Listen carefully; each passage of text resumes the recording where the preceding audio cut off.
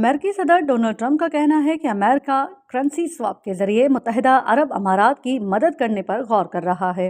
منگل کو CNBC کو دیے گئے انٹرویو میں جب ٹرمپ سے پوچھا گیا کہ کیا متحدہ عرب امارات کے ساتھ کرنسی ایکسچینج لائن سے متعلق کوئی تجویز زیر غور ہے، تو ان کا کہنا تھا اگر میں ان کی مدد کر سکا تو ضرور کروں گا، وہ ایک اچھا ملک اور ہمارا اتحادی رہا ہے۔ ان کا کہنا تھا کہ اس جنگ میں ایران کی جانب سے متحدہ عرب امارات کو شدید نشانہ بنایا گیا ہے۔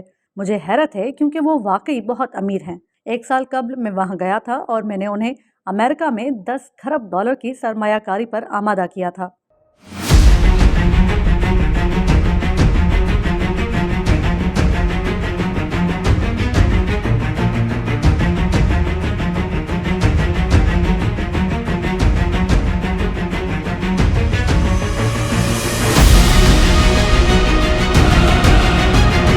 اخبار وال اسٹریٹ جرنل نے 2 دن قبل اپنی ایک رپورٹ میں لکھا تھا کہ جنگ کے باعث ممکنہ مالی بحران کی صورت میں مالی معاونت حاصل کرنے کے لیے متحدہ عرب امارات نے امریکہ کے ساتھ بات چیت شروع کی ہے۔ رپورٹ کے مطابق متحدہ عرب امارات کے مرکزی بینک کے گورنر نے امریکی وزیر خزانہ اسکاٹ بیسن، محکمہ خزانہ کے اعلیٰ حکام اور امریکی مرکزی بینک کے عہدیداروں سے ملاقات کی اور کرنسی ایکسچینج لائن کے قیام پر تبادلہ خیال کیا۔ ادھر امریکہ میں اماراتی سفیر یوسف العتبیہ نے ایکس پر جاری بیان میں کہا کہ متحدہ عرب امارات کو بیرونی مالی مدد کی ضرورت ہونے کا تاثر حقائق کی غلط تشریح ہے۔ ان کا کہنا تھا کہ متحدہ عرب امارات دنیا کی مالی طور پر مضبوط ترین معیشتوں میں سے ایک ہے۔